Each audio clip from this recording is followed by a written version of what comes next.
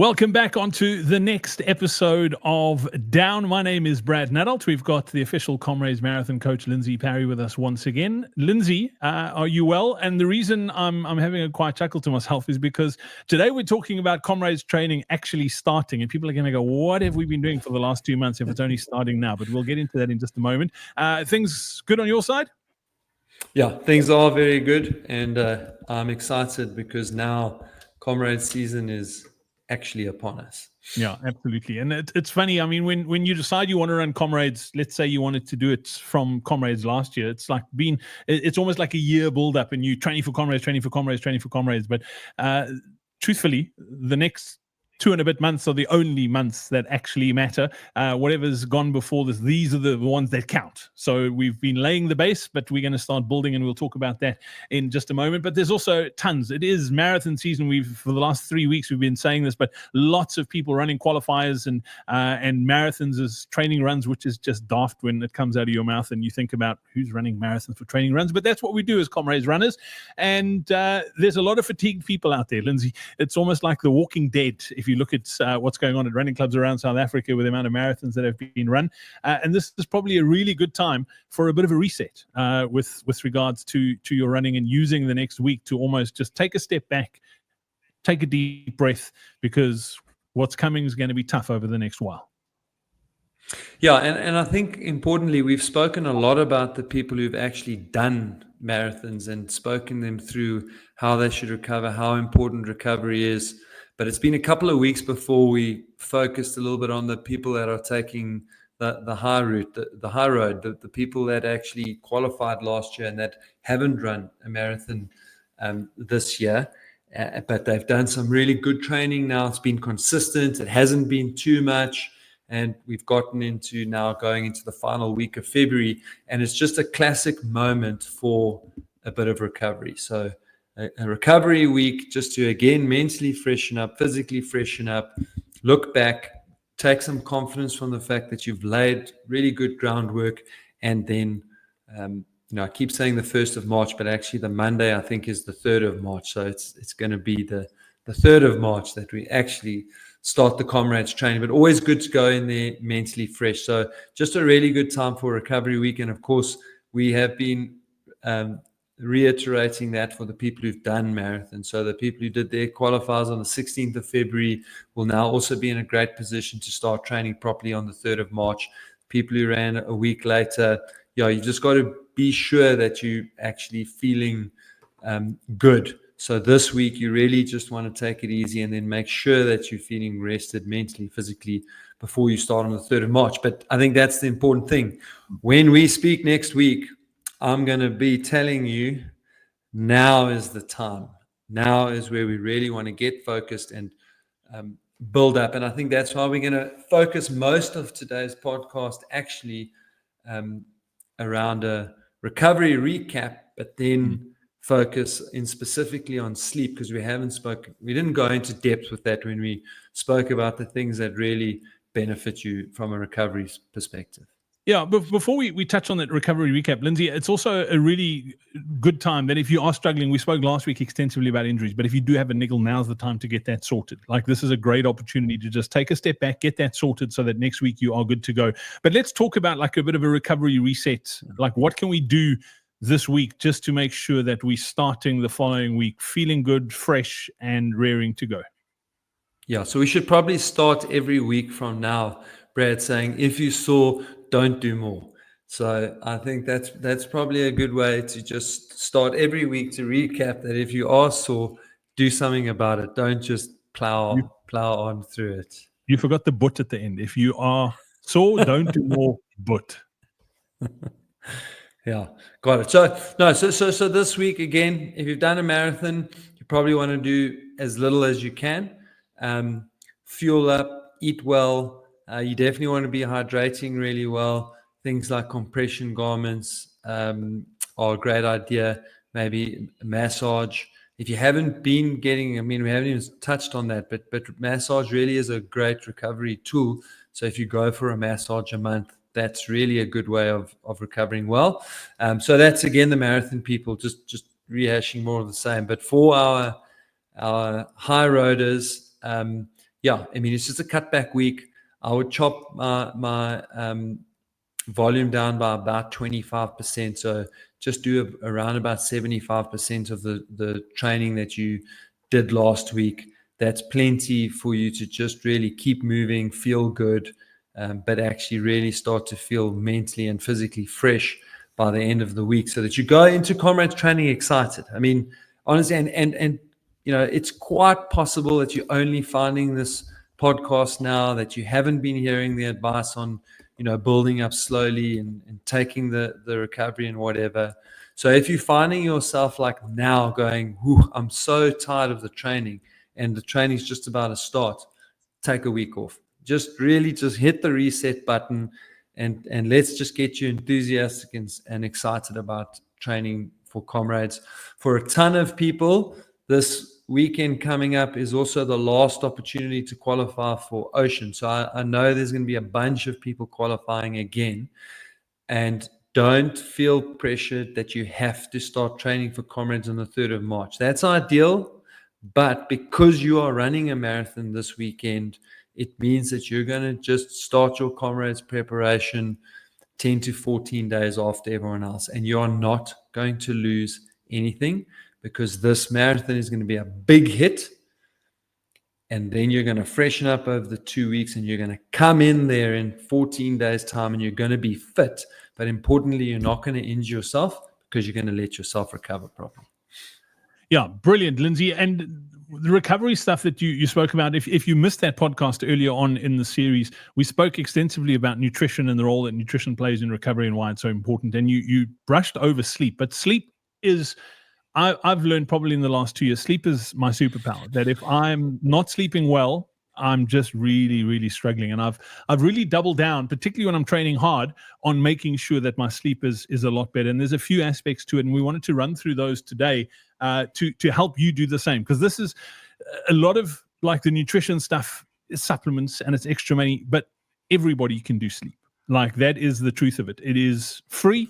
And if you get this right, it is going to go a long way to making sure that you are recovering properly. Before we get into what it is that you can do, Lindsey, won't you just run us through why sleep is so important? Like, what's the role of sleep in, like, from a physiological point of view, and how it impacts our training and recovery?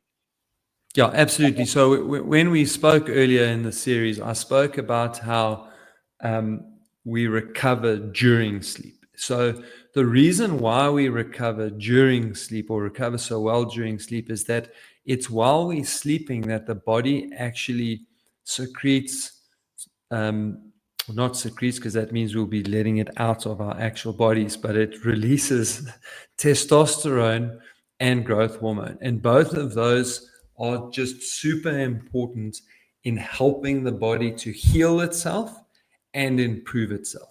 So that is why sleep is so important. What's key is that it's not just an indiscriminate release. It relies on a couple of processes that take place before that. And so when we get into bed, actually also becomes quite important in terms of having that hormone release. Very interestingly, the later that you get into bed post 10 p.m., so we really shouldn't be getting into bed much later than 10, or going to sleep much later than 10 p.m., because that starts to dampen that testosterone release. And interestingly, after midnight, if you are regularly getting into bed after midnight, then that testosterone and growth hormone release are really compromised. They're really low. And if they are low, that compromises our recovery big time. And that's probably why when you're not sleeping well, Brad, you feel so run down. It's because your body simply can't help itself to repair and improve like it's supposed to. So that's kind of the crucial element of why we want to sleep, and why we want to sleep well, and why we want to sleep early. Okay. There are a couple of things that compromise sleep. One of them is obviously when we climb into bed, as I've discussed. And like, for me, it's not about getting a perfect amount of sleep, but it's about aiming for getting that little bit more sleep. So if you're a midnight to 6 a.m. person, generally, just because that's how your life works out. Becoming an 11 p.m. to a 6 a.m. person, that's going to make a big difference. And in fact, I'm using 6 p.m. I think that's very optimistic, Brad. Nobody's getting up at 6 p.m., 6 a.m. No one's getting up at 6 a.m. to train for Comrades. So I think I'm being overly optimistic. Most people are probably at 12 to 4 a.m. Only in South Africa. I was chatting to a mate of mine in the UK just the other day, and I've been cycling a lot as cross training, and we go out super early. And he was floored. He was like, "You leave home at like 5 o'clock?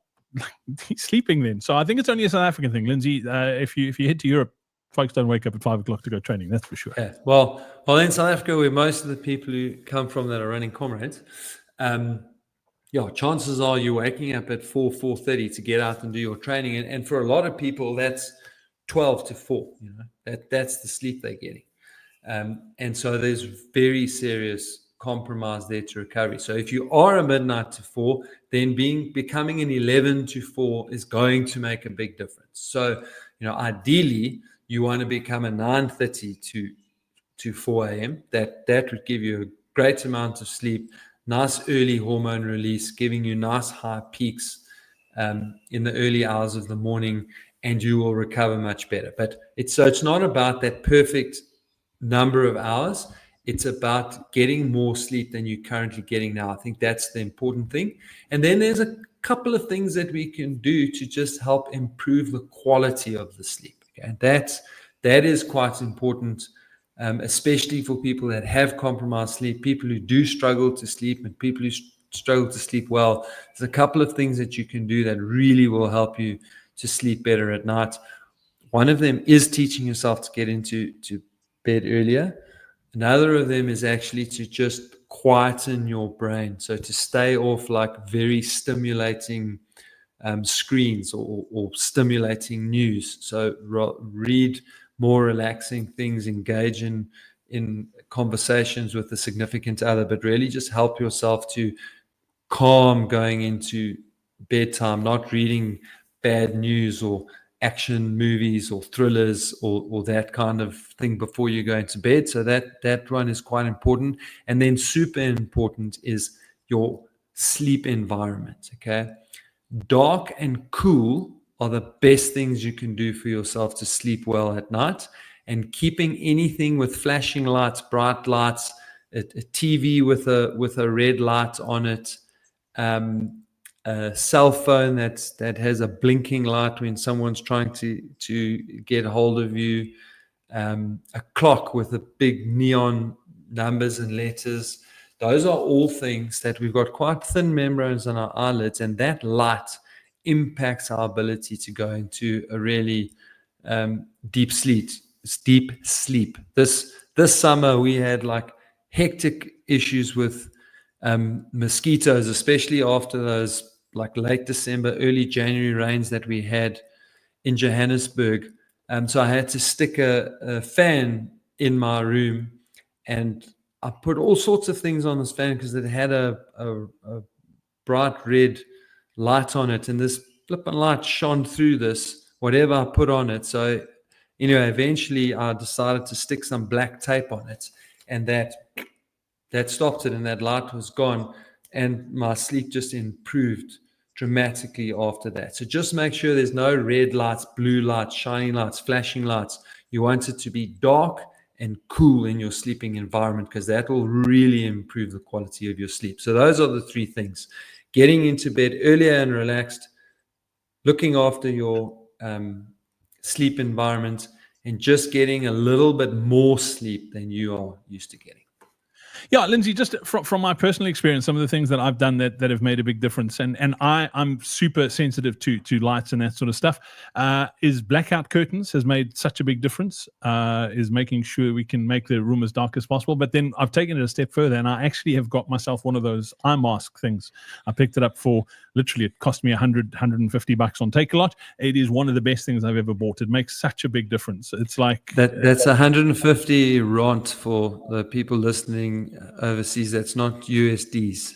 Yeah, no, it's definitely not. I mean, that works out. I mean, in USD terms, About it's seven USDs. exactly. Yes. So that has made such a big difference. And then also trying to get into bed a bit earlier, because I often will just potter around, and before I know it, it's 11 o'clock and I'm still awake. So I've just been like really deliberate about the time I'm getting to bed, trying to get into bed a little bit earlier. So improving the amount of sleep I'm getting, and then also just focusing on that quality.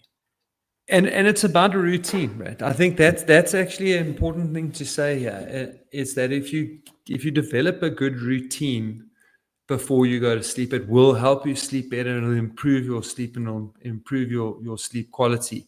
And then this isn't going to be 7 days a week. We are not professional athletes. We've got children, a lot of us have got to go to school and do things. We've got friends that we also want to see outside of this. We've got weddings and 21st and more appropriately 50ths that are coming up on the horizon or whatever. But it's doing it right most days of the week. So create the habit of getting that right most days of the week, and then you'll find it easier. Like I've got a terrible habit of deciding to check out what's happening in football just before I go to sleep. And then before you know it, you've just spent an hour going through all sorts of football stats. Just get a routine that works for you, and you just know you do this certain thing at that time, that thing at that time. And before you know it, it's very easy for you to be in bed by 9:30, a little bit of a read, and you're asleep by 10. Yeah, Lindsey, one of the things too that makes a big difference is alcohol on your sleep, and often people think, oh, you know what, I'll just have a glass of wine because it helps me relax. But alcohol has a huge negative impact on sleep, doesn't it? If you're over 50 and want to recover from sessions faster, run pain and injury free, and improve your endurance, then be sure to join Lindsey and I for our upcoming Faster Beyond 50 Masterclass. In it, we'll show you how we helped a 70-year-old run a 47-minute, 18-second 10K, and how you can take those exact same principles and apply them in your training. Simply scan the QR code that's on screen right now, or click on the link in the description below to save your seat in the training now. We look forward to seeing you there. It does, Brad. You had to make me go there. No, so just kidding. What that question did is it reminded me of something, and I'm gonna talk about alcohol, but in actually more importantly on this concept, is that the one thing we haven't spoken about at all, we've put so much emphasis on recovery through this series, but the one thing we haven't touched on at all is, how do I know that I'm recovered, and what tools can I use to actually help me to make decisions around whether I'm recovered or not? And you asked me the question about alcohol, absolutely just twigged that and made me realize we haven't done it. And that's using things like heart rate and HRV and a basic diary of how do I feel. And what you will find is that if I drink alcohol, my HRV goes up. And as you said, you think like, one glass of wine, one beer isn't going to have an impact, but it does have an impact. It's a small impact. So honestly, I'm not sitting here saying don't drink any alcohol, because one has a small impact. Two, I can actually feel it. I don't need my HRV to tell me. And three, I absolutely don't need anyone to tell me that is compromising my recovery. But yes, alcohol absolutely makes a difference. Having very high sugar foods just before you go to bed has a negative impact on HRV. That's another good example. But let me just walk back half a step, Brad, because it's actually, I can't believe that we have forgotten that. But there are some very basic tools we can have in our armory that will tell us how are we recovering. And the first is, how does Lindsey feel? How do I feel when I wake up in the morning? How do I feel when I get to that first set of stairs, when I get to the office in the morning, or school, or whatever the case may be? How tight are my legs? How sore are my legs? So these are really easy ways of doing like a little self-check of where am I in terms of how I feel. Then, because of these wearables, they're so great, I can also just flick into my watch and go, what was my resting heart rate last night. What did my heart rate get down to in the night? 40. That's good. That's kind of around about what works for me, and I'll talk to you how to use that for yourself. And then HRV, okay? 35. That was my HRV for the past while, and we've just had a lot of things going on, seeing a lot of people doing things that we probably shouldn't have been doing, but that's not a good HRV for me. Normally sits around 43. So mine is very compromised at the moment. So how do we use these tools for you as an individual? The important thing is that we've got to start tracking them so that we know what's normal for us. So if you track this over a period of time, resting heart rate's a great example. Typically, as we get fitter and stronger, that will come down a little bit, but that's not so important. It'll stabilize at some point. And really what we don't want to see with resting heart rate is that it starts to go up. And if it starts to go up at around 4 or 5 beats per minute, that's probably pointing towards us getting into some kind of distress. And when it goes up more than that, that's probably telling us that we need a rest day. I had an interesting discussion with someone towards the end of last year before I went on leave. So we're talking like November time. Very interesting discussion with a doctor actually that said, well, actually, they use a proportion rather than a number. So I've always used a number, but what they said is actually the number to use is kind of 10%. So any increase up to about 10% is probably okay. Maybe you need to modify intensity, but you probably don't have to rest or change training modalities.